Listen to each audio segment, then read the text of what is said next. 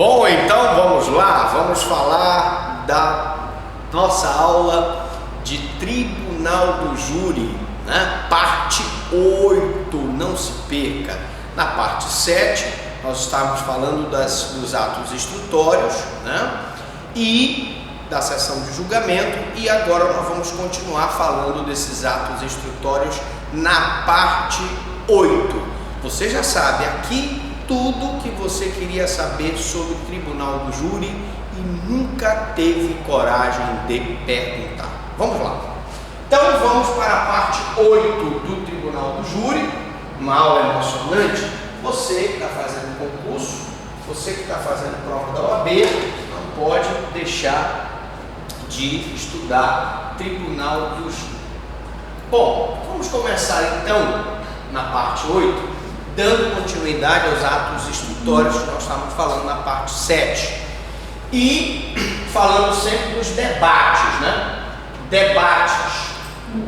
Na sessão do Tribunal do Júri, a acusação terá um prazo de 1h30 para se manifestar. Então, o promotor da Justiça, no caso da acusação promovida pelo Ministério Público, ou do querelante, no caso da acusação promovida pelo particular, terá 1h30 para formular a sua acusação, dentro do que foi estipulado na sentença de pronúncia. A acusação não pode pedir além do que foi pedido na sentença de pronúncia. Ela pode até pedir a quem, mas além ela não pode. Então, a acusação fica limitada à sentença de pronúncia. Se houver assistente de acusação, ele falará depois do MP, mas falará dentro deste prazo, pois é estabelecida em comum acordo da divisão do tempo. Então eu tenho 1h30 para o Ministério Público e para o assistente de acusação. E aí convém então que os dois dividam o tempo para que haja a acusação daquele processo. Proibiu-se a menção, a pronúncia ou a decisão equivalente, né? Ou o uso de algemas no julgamento. Então, a proibição à pronúncia, ela tem como objetivo impedir que os jurados sejam influenciados pelas palavras que foram usadas na pronúncia. O uso de algema, ele se justifica pelo princípio da dignidade da pessoa humana. A pessoa já está sendo acusada, já está sendo pilhada moralmente, então é muito justo que ela fique sem as algemas. E a questão da presunção de culpabilidade em relação ao silêncio ou à falta de interrogatório do réu. Não existe mais presunção de culpabilidade. Ele tem o direito ao silêncio. Numa aula anterior nós falamos que ele tem o direito de não comparecer ao júri, mas se ele for ao júri, ele também tem o direito de comparecer e nada falar. Lógico que no interrogatório é que é o momento oportuno dele falar sobre a sua versão, dele colocar a sua versão no interrogatório, porque ele também está fazendo a sua autodefesa, mas se ele ficar em silêncio, não se presume que ele seja culpado. Pelo princípio do favor rei, favor libertatis, indúbio pro réu, favor inocente, sob pena de nulidade. Se o juiz presumir a culpabilidade dele, estará criando um problema sério, porque afinal de contas não se pode presumir a pessoa culpada, uma vez que não houve sentença penal transitada em julgado. Bom, ainda sobre atos instrutórios, o MP, como eu disse, pode pedir tudo que está na pronúncia e tudo que for menor que a pronúncia. Contudo, não poderá pedir mais do que consta da pronúncia. Professor Franklin, o que acontece se o Ministério Público pedir mais do que está na pronúncia? Então, vamos ter um pedido do advogado de defesa para constar em ata, e aquele pedido ele poderá ensejar a nulidade do julgamento, porque ele está ampliando, ele está fazendo um pedido extra petita, ele está ampliando o pedido que está na pronúncia. Exemplo, Pronúncia por homicídio simples, ele pede homicídio qualificado por motivo torpe e por recurso que dificultou a defesa do ofendido. Eu estou ampliando então os dizeres da pronúncia. Encerrada a acusação, a defesa tem um prazo de 1h30 para o debate oral. Então, a defesa também, pelo princípio da igualdade de armas, tem o mesmo prazo da acusação de 1h30 para pedir, fazer o debate. A defesa pode até pedir a condenação, mas só se admite em casos em que o faz baseado em crime privilegiado. Então, o defensor diz: olha, realmente estamos aqui diante de um acusado, realmente ele é culpado, mas eu queria dizer que não foi homicídio qualificado, foi homicídio privilegiado por uma violenta emoção seguida a uma injusta provocação da vítima. E aí os jurados podem aceitar essa questão. Também, cuja pena é menor do que o crime objeto da acusação. A acusação, após ter a faculdade de réplica, a acusação, após a defesa, tem a faculdade de réplica por 1 hora. Então é 1h30 para falar, para a acusação, 1h30 para a defesa, né? Depois eu tenho a réplica da acusação em 1h30, com os mesmos fundamentos que eu disse. Na réplica, a acusação não pode ampliar o que está previsto na denúncia. E a defesa também terá 1 hora para a tréplica. Se o Ministério Público quiser fazer uso da réplica, terá 1 hora. E a defesa poderá também usar a tréplica em 1 hora. Então, 1h30 para a acusação, 1h30 para a defesa, 1 hora para a réplica, 1 hora para a tréplica. Um detalhe interessante: assim como o Ministério Público não pode inovar na réplica, ampliando o que está na pronúncia, a defesa também não pode inovar na tréplica, colocando tese que não havia sido colocada, tese de defesa que não havia sido colocada na sua defesa anterior. Ou seja, na 1h30 que ele falou, ele não colocou, por exemplo, ele colocou a tese da legítima defesa e alternativamente um homicídio privilegiado. E já na tréplica ele insere mais a negativa de autoria. Por que, professor Franklin, que ele não pode inserir mais uma tese na tréplica? Porque aí, senhores, eu estou quebrando o princípio da igualdade de armas. Porque na tréplica, o Ministério Público não vai poder mais combater a questão da tese que foi colocada pela defesa. Se ele colocou uma negativa de autoria, que não existia no princípio, evidentemente que o Ministério Público não vai mais falar no processo e, consequentemente, ele está inovando artificiosamente, que não pode, e é proibido, assim como é proibido ao MP ir mais do que a denúncia pede, é proibido a defesa na tréplica inovar na sua tese de acusação. Na tréplica, como eu disse, não pode haver inovação da tese, pois se assim ocorrer, a ofensa ao contraditório, oficializou-se o direito ao à parte em sintonia, pois, com a tradição do júri no Brasil. Mas o à parte, que é aquela situação, o senhor promotor queria uma à parte, o senhor defensor queria uma à parte, lógico que o à parte tem que ser concedido pela outra parte. É uma permissão que a outra parte intervenha, mesmo no momento em que a parte contrária está falando no plenário do júri. Bom, aqui nós vamos agora para a leitura das peças em plenário, né? 249. Não será permitida a leitura de documento ou exibição de objeto que não tiver sido juntado aos autos com antecedência mínima de 3 dias úteis, dando ciência a outra parte. Muito importante para a gente que vai fazer júri entender o seguinte: você que vai fazer concurso público, você que vai fazer prova da OAB, se você pretende, numa questão de concurso, acertar, muito cuidado, porque eu não posso exibir documento, eu não posso exibir slide, eu não posso exibir uma filmagem se eu não tiver pedido para que aquele documento seja juntado aos autos 3 dias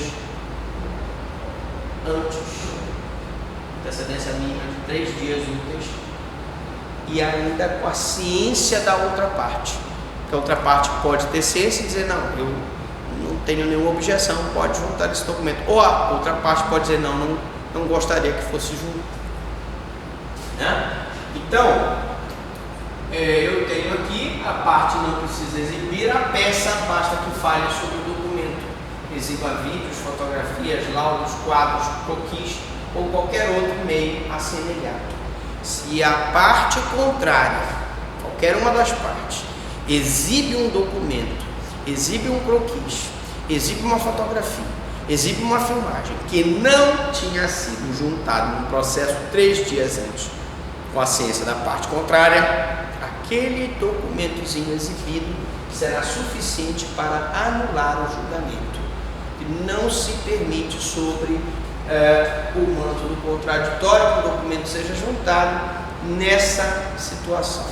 A regra do processo penal é que o documento pode ser juntado em qualquer momento. A exceção é nesse momento aqui do Tribunal do Júri, e para que eu possa fazer referência a um desses documentos, eu tenho que obrigatoriamente juntá-lo 3 dias úteis antes do julgamento e, consequentemente, dar oportunidade para que a parte contrária se manifeste. Quesito. Quesito. Perigo. Porque com a reforma do Tribunal do Júri, o questionário ganha novo formato. E a mais inovadora alteração diz respeito ao quesito único para todas as teses de defesa. O jurado absolve o acusado. A reforma que nós tivemos no júri inclui esse quesito, que é o quesito da defesa. O jurado absolve o acusado. Esse quesito deixa o jurado livre para absolver o acusado, por clemência, livre para absolver o acusado se entender que ele praticou o fato albergado por uma excludente ilicitude com uma legítima defesa, o estado de necessidade, etc. Tá? Então, professor Franklin, numa prova de concurso, o que a gente precisa saber sobre quesito? Você precisa saber o seguinte: os quesitos estão previstos no artigo 483 do CPP, e o primeiro quesito é o quesito da materialidade do fato. Né? Se no dia tal, às tantas horas, aquela pessoa, a vítima, morreu em consequência dos tiros que foram dados constantes do laudo de exame de corpo de delito, ou morreu em consequência das facadas que foram dadas conforme o exame de corpo de delito, você vai apenas dizer que ele faleceu ou não. Se no caso de tentativa de homicídio, se foi tentada a morte daquela pessoa ou não, se houve aquele aborto ou não, se houve aquele infanticídio ou não, se houve aquele auxílio ao suicídio ou não. O segundo quesito é autoria ou participação. O acusado, assim agindo, concorreu de qualquer forma para a prática do crime? Sim ou não. Ele concorreu? O acusado, ele teve participação direta na prática do crime? Sim ou não. O terceiro quesito, se o acusado deve ser absolvido, que é aquele quesito que nós acabamos de ver. O jurado absolve o acusado? O jurado absolve o acusado se, como ele é instado a jurar em nome da lei e da sua consciência, ele tem que se convencer da culpabilidade ou não. Se ele achar que o acusado praticou o fato albergado por uma legítima defesa, se ele achar que o acusado não praticou o fato, não foi o autor do fato, ele vai então, na própria autoria, ele já vai dizer que não. Mas aqui ele vai dizer que o acusado agiu com excludente de ilicitude, agiu com excludente de culpabilidade e vai absolvê-lo. Até alguns doutrinadores entendem que por clemência pode absolver o acusado. Nós discordamos porque nós entendemos que o jurado ele precisa julgar de acordo com a prova dos autos, de acordo com os ditames do direito e da sua consciência. Ele não pode, então, mesmo que ele não precise fundamentar a decisão, ele não pode dar uma decisão contrária à prova dos autos, sob pena de haver um recurso contra essa decisão contrária à prova dos autos. Muito bem. Então, vamos então ver quarto quesito. Quarto quesito, se existe causa de diminuição de pena alegada pela defesa. E aí, evidentemente, se a defesa, por exemplo, alegar que o homicídio é privilegiado, eu vou ter aí uma causa de diminuição da pena. Homicídio privilegiado, se foi praticado por violenta emoção, logo em seguida injusta provocação da vítima, se foi provocado, se ele está albergado por valores morais ou sociais, Isso vamos incluir aqui no quarto quesito. O quinto quesito, se existe circunstância qualificadora ou causa de aumento de pena. Uma circunstância qualificadora, que vai aumentar a pena do crime, uma circunstância que pode aumentar. Aí eu posso incluir um homicídio praticado por motivo torpe, um homicídio praticado por motivo fútil, um homicídio praticado por tortura, envenenamento, por asfixia, o recurso que dificultou a defesa do ofendido. Todas essas circunstâncias qualificadoras que causam aumento da pena vão ser incluídas aqui no quesito de número 5.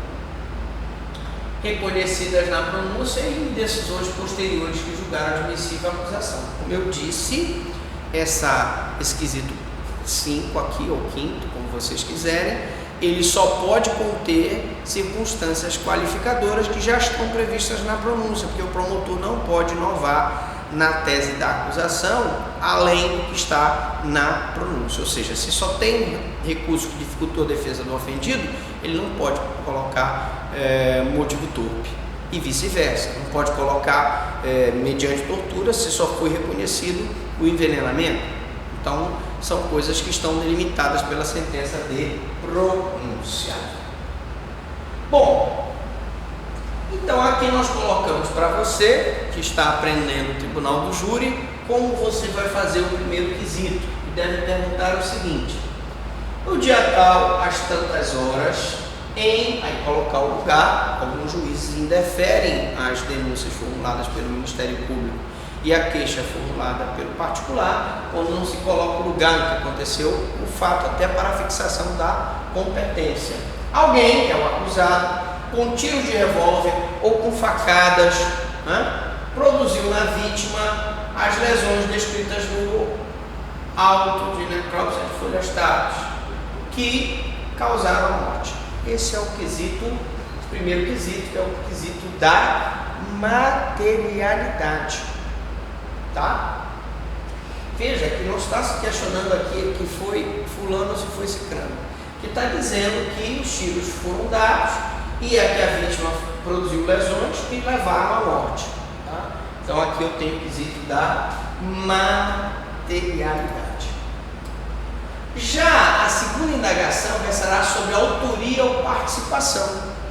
Então vai se perguntar: o réu fulano de tal concorreu para a prática do fato? Se ele concorreu, os jurados votam sim. Se eles acharem que não concorreu, votam não.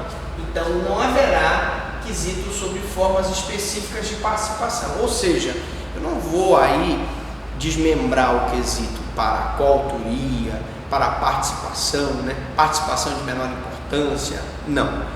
Se ele concorreu, aí já está dizendo, ou como autor, ou como partícipe.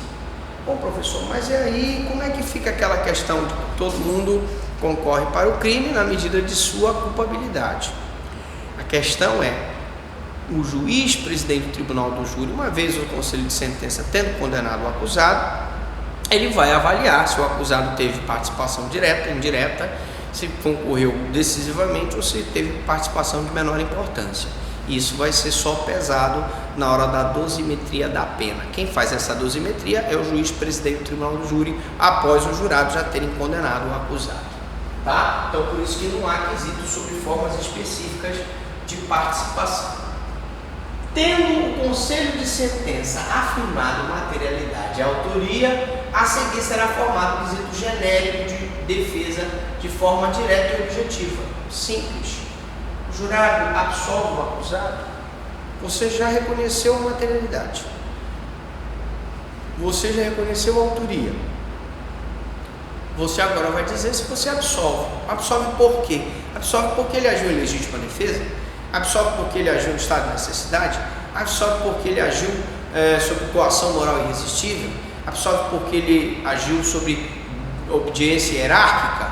Absolve porque ele agiu por erro de proibição, etc. Você vai então absolver ou não o acusado. Já temos aí o terceiro quesito, que é o quesito genérico. O quesito da causa de diminuição de pena, né? Estando o acusado condenado pela resposta negativa ao quesito genérico de absolvição, os jurados disseram não absolvo o acusado, o magistrado formulará logo após o quesito sobre a causa de diminuição de pena, eventualmente sustentada pela defesa em plenário. Então a defesa tem que sustentar essa causa. Não é só a defesa? Não. O próprio acusado, no seu interrogatório, pode se auto-defender e, consequentemente, colocar aqui a hipótese em que ele mesmo vai arguir uma causa de diminuição de pena. Por exemplo, na hipótese de ser sustentado o homicídio privilegiado pela violenta emoção, logo em seguida a injusta provocação da vítima, que é o que está previsto no artigo 121, parágrafo 1º do Código Penal. A redação do quesito será: o réu agiu sob domínio de violenta emoção, logo em seguida a injusta provocação da vítima? Se os jurados disserem sim, estão reconhecendo que o homicídio foi praticado por violenta emoção, logo em seguida injusta provocação da vítima. Se os jurados disserem não, é porque o acusado não deve ser condenado com essa causa de diminuição de pena. Qualificador ou causa de aumento de pena? Quesito número 5 ou 5º, como vocês quiserem. Assim é que, conforme o caso, o magistrado indagará os jurados, por exemplo, se o crime foi cometido por motivo torpe, qual seja a vingança. Ele pode fazer essa aquisitação no 5º, né? O crime foi cometido por motivo torpe, qual seja a vingança? Ou o crime foi cometido por motivo fútil, qual seja a discussão banal sobre futebol? Então, o juiz deve colocar a causa de qualificador ou causa de aumento de pena, esclarecendo, de acordo com o caso concreto, o que foi. Foi motivo fútil, uma discussão boba por conta de futebol, que fez ele matar a vítima. O crime foi cometido mediante asfixia, por exemplo. Agora, dando essa explicação de sigilo dos quesitos, vamos então para o sigilo das votações. Bom, em regra os atos processuais são públicos, mas temos alguns atos que são que a lei resguarda o sigilo. Um deles é o sigilo da votação do tribunal do júri. Preserva-se o sigilo das votações, não mais ocorrendo a divulgação do quantum completo, pois encerra-se a apuração quando atingido o 4º voto. É um dispositivo que foi implantado pela reforma do júri e que o juiz presidente do tribunal, quando 4 pessoas, são 7 jurados, E aí nós temos uma proposta de reforma que vai transformar o júri em 8 jurados. E aí, professor Franklin, como é que fica? Se der empate 4-4, o empate em favor da defesa, né? Indúbio pro réu. Se 4 votarem pela condenação e 4 pela absolvição, o empate é em favor do réu. Mas ainda está em reforma. Enquanto nós temos 7 jurados, quando atingido o 4º voto pela condenação ou pela absolvição, nós já temos aí o encerramento da colheita dos votos, justamente para resguardar o sigilo das votações. Observações finais. Professor, observações finais, estava tão emocionante o nosso curso de Tribunal do Júri, tudo que você queria saber sobre o Tribunal do Júri e nunca teve coragem de perguntar. Mas tudo que é bom acaba, né? Dura pouco, tudo que é bom dura pouco, né? Vamos para nossas observações finais e não menos importantes do Tribunal do Júri. Observações finais do Tribunal do Júri. A desclassificação é própria quando os jurados desclassificam a infração sem dizer qual a infração em que está em curso o acusado. Quando nós falamos de desclassificação, nós dissemos que o Fernando Capês entende que quando o juiz, presidente do Tribunal do Júri, desclassifica a infração, não deve dizer para qual infração ele está desclassificando. Então, na hora em que essa desclassificação ela não diz para qual infração está sendo desclassificada, é uma desclassificação própria, tá?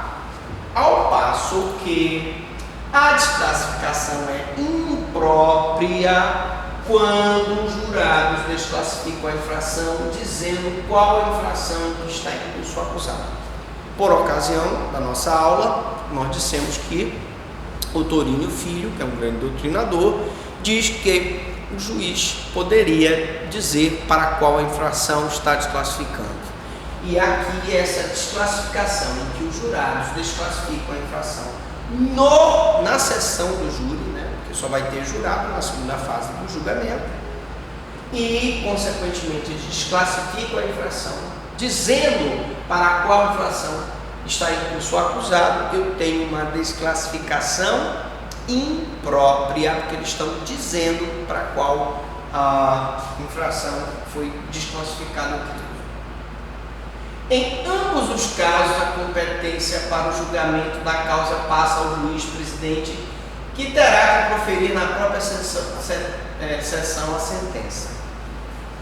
Diferente da desclassificação que ocorre na primeira fase do julgamento, nós dissemos que na primeira fase do julgamento perante o Tribunal do Júri, quando um juiz desclassifica, naquela ocasião em que ele pode pronunciar, impronunciar, desclassificar ou absolver sumariamente, nós dissemos que ele, ao desclassificar, ele manda para o juiz singular, que vai abrir vista para que a defesa apresente em 10 dias a defesa preliminar, arrole testemunhas, vai ouvir a vítima, vai ouvir as testemunhas de acusação, as testemunhas de defesa, o acusado, vai ver se tem diligências, vai abrir para as razões finais da acusação por 20 minutos, mais 20 minutos para a defesa, prorrogável por mais 10 minutos de réplica e 10 minutos de tréplica, logo após será sentenciado. Aqui não,